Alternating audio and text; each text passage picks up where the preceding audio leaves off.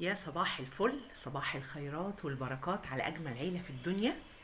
أول ما تقومي من النوم افتحي شبابيك بيتك، طلعي ريحة النوم والكسل والأنتخة، طلعي الطاقات السلبية كلها من البيت ودخلي الطاقات الإيجابية.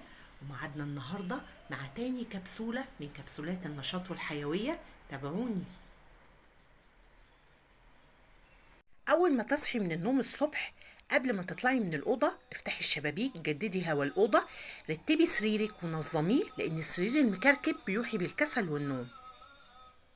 تاني حاجة، كرسي العقاب، وده الكرسي اللي موجود في كل بيت، الكرسي اللي موجود جنب البلكونة اللي بنلم الغسيل ونحطه على الكرسي ده ويدينا طاقة سلبية طول اليوم، ويفضل الغسيل يتكون غسلة على غسلة على غسلة لحد لما تلاقي الولاد بيجوا ينقوا حاجتهم من هنا بدل ما يروحوا على الدولاب. وعشان نتخلص من كرسي العقاب ومشكلته والطاقة السلبية الكبيرة المتراكمة عليه، أول ما تدخلي الغسيل وانت واقفة في مكانك في قلب الحدث، هتوظفي كل قطعتين اللي داخلين في أي دولاب، في دولاب أولادك، في دولابك، في دولاب زوجك، هتبدأي تطبقي الغسيل على طول أول بأول وتدخليه مكانه.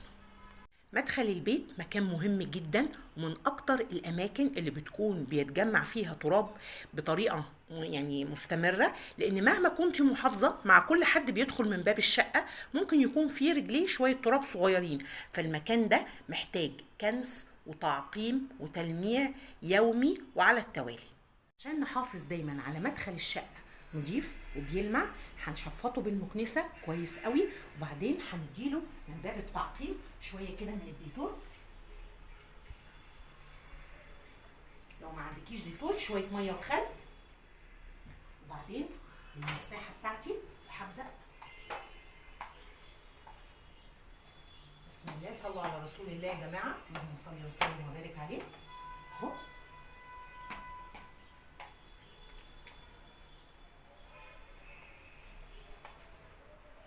خدش في ايدينا 5 دقايق، الدنيا بقت زي الفل،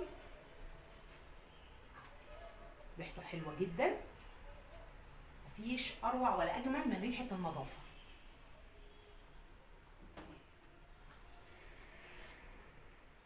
اهتمي دايما بنظافه البلكونه من جوه ومن بره، ابدأي بباب البلكونه نظفيه. لو البلكونه بتاعتك خشب حاوليه بالفرشه تلمعي دايما الخشب، وبالمداومه دايما مش هيبقى عليه تراب ابدا ابدا ابدا. اهو عندنا هنا الجزء ده كده، باب البلكونه يا جماعه ممكن يشيل تراب كل يوم. تفاصيل صغيره هنا،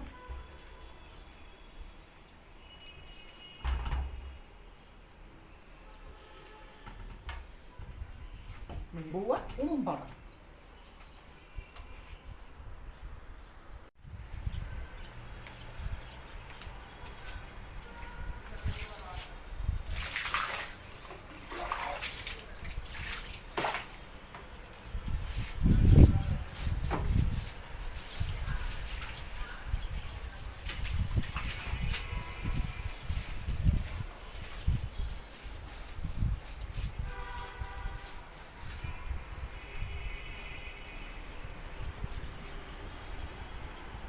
بعد ما تخلصي مهامك الصباحية ما تنسيش تكافئي نفسك وتعملي فطار وتقعدي في مكان جميل انت بتحبيه في الشقة. وبكده تكون خلصت تاني حلقة من حلقات كبسولات النشاط والحيوية.